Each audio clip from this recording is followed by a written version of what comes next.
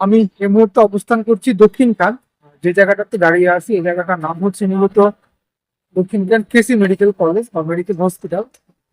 কেসি medical বললেই আসলে সবাই এই জায়গাটাকে চিনি। তো আজকে হচ্ছে গিয়ে শনিবার 28 মার্চ, আর এখনো সকাল। আমি সকালেই বেরোলাম অফিসের উদ্দেশ্যে। এখন এখানে অটোর জন্য দাঁড়িয়ে আছি। এইখান থেকে আবার আসলে এর পরের গন্তব্য হচ্ছে কসাইবাড়ি রেলগেট। আর দক্ষিণখান থেকে কসাইবাড়ি রেলগেট যাবো, রেলগেট থেকে আবার যাবো হচ্ছে উত্তরা জসীমউদ্দিন।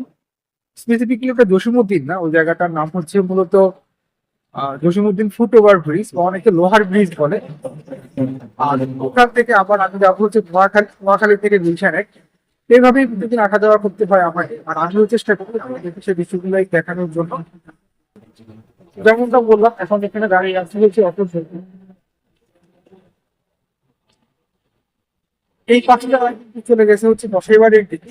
এখান থেকে কিন্তু হজ ক্যাম্পও খুবই কাছে, হাজি ক্যাম্প একই সাথে হচ্ছে এয়ারপোর্ট, সবকিছুই কিন্তু কাছে, খুব বেশি একটা যে দূরে তা কিন্তু না। কসাইবাড়ি তো কসাইবাড়িতে যাওয়ার জন্য কিনলাম।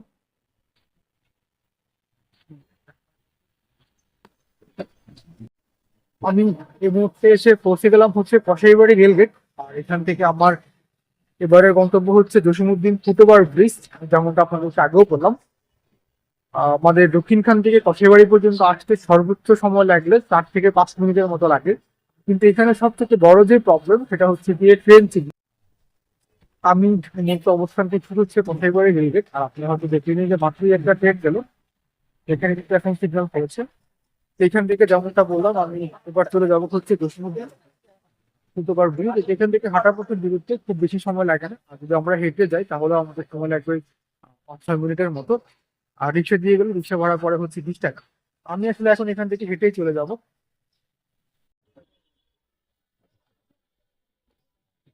আর যেমনটা বললাম যে ট্রেন সিগন্যাল করলেই কিন্তু অনেক বড় একটা জ্যাম করে। এই এখানে মধ্যে বড় একটা জ্যাম করলো। এই জ্যাম থেকে ছুটতে ছুটতে মিনিমাম আধা ঘন্টা নাই হয়ে যাবে। হচ্ছে এই অবস্থা। তো রেলগেট থেকে আমি চলে যাচ্ছি হচ্ছে জসীমউদ্দিন।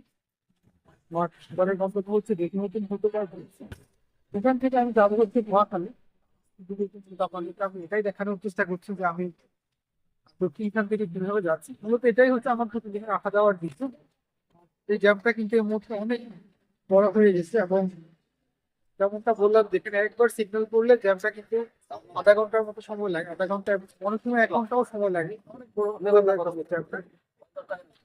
এটাই হচ্ছে একটা প্রবলেম। আর আরেকটা প্রবলেম হচ্ছে এখানে যে অটোগুলো রয়েছে এগুলো কিন্তু মানে রাস্তার মাঝখানে এসে দাঁড়ায়, এখান থেকে যাত্রী ওঠানামা করে। যার জন্য হচ্ছে গিয়ে অনেকটা জায়গায় কিন্তু এখানে বন্ধ হয়ে যায়।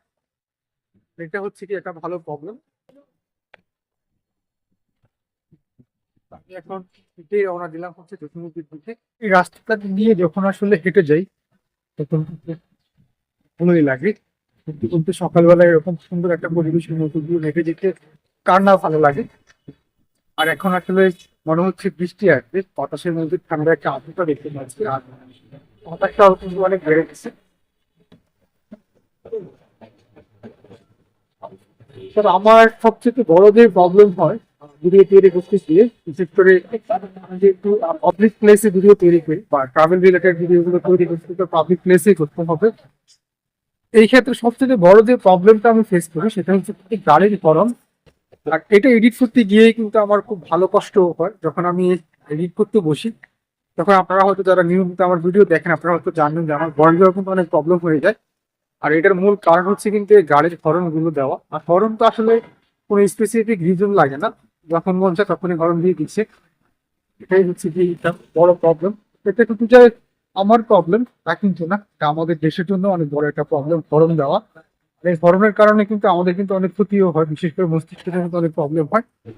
তো যেমনটা বললাম, আমি এই মুহূর্তে রাস্তা হচ্ছে জসীমউদ্দিন ফুটওভার ব্রিজ। আর আমার ঠিক পিছনে দেখতে পাচ্ছেন ফুটওভারটা, এই জায়গাটাকে বলা হয় মূলত ওয়ার ব্রিজ আর জসীমউদ্দিন ওয়ার ব্রিজ। আমি এখন বাসের জন্য অপেক্ষা করছি। আর আমার এবারের গন্তব্য হচ্ছে নোয়াখালী। এখান থেকে আসলে নোয়াখালীতে যায় হচ্ছে বলাকা, আজমেরি, এই বাসগুলো। দ্বিতীয়বার ব্রিজ দেখে আপনি এখান থেকে মুভি আমরা দ্বিতীয়বার ব্রিজ দেখে বাঙালি পর্যন্ত পৌঁছাতে আমাকে সর্বোচ্চ আর যদি আপনার গাড়ি হচ্ছে ইউনাইটেড এক্সপ্রেস আর উপর দিয়ে তাহলে আরো কম সময় লাগবে। আমি এর মধ্যে বাসের জন্য অপেক্ষা করছি। আর যেমনটা বললাম এখান থেকে যাই হচ্ছে বলাকার আজমের এই বাসগুলি আর ভাড়া লাগে মাত্র 20 টাকা। তো বাস পেতে একটু সময় লাগে, এই জন্য আমি এখন বাসের জন্য এখানে দাঁড়িয়ে আছি। তো যেমনটা বলছিলাম, আমার আসলে যাওয়ার কথা ছিল হচ্ছে গিয়ে নোয়াখালী আমতলী থেকে আমি যাব হচ্ছে গিয়ে গুলশান পার্ক। অনেকক্ষণ ধরে আমি জসীমউদ্দিতে বাসের জন্য দাঁড়িয়েছিলাম, অলমোস্ট প্রায় 10-15 মিনিটের মতো। বাস না পেয়ে, বাস বলতে আজমেরি আর হচ্ছে কি বলাকা, এগুলো যায় হচ্ছে নোয়াখালী উত্তরা থেকে। বাস না পেয়ে পরে আমি উঠে গেলাম হচ্ছে ভূয়া পরিবহনে, যেটা বনানীতে আসে। আমি বনানীতে এসে নেমে এখন বনানী থেকে আবার একটা রিক্সা নিলাম, আর আমার পরের গন্তব্য হচ্ছে গুলশান 1। তো যাই হোক, আজকের মতো আর ভিডিওটা বড় করবো না। এখন থেকে প্রতিদিন এরকম আমার আসা যাওয়ার বিভিন্ন দৃশ্য, ছোট ছোট ভিডিও আপনাদেরকে দেখানোর চেষ্টা করবো ইনশাআল্লাহ। ভিডিওটা শেষ করার আগে একটাই রিকোয়েস্ট করবো, প্লিজ প্লিজ প্লিজ যদি সম্ভব হয় চ্যানেলটা সাবস্ক্রাইব করবেন এবং ভিডিওটাতে একটা লাইক দিবেন। আপনার একটা সাবস্ক্রাইব, একটা লাইক কিন্তু আমাকে অনেক বেশি উৎসাহিত করে পরবর্তী ভিডিও তৈরি করার জন্য।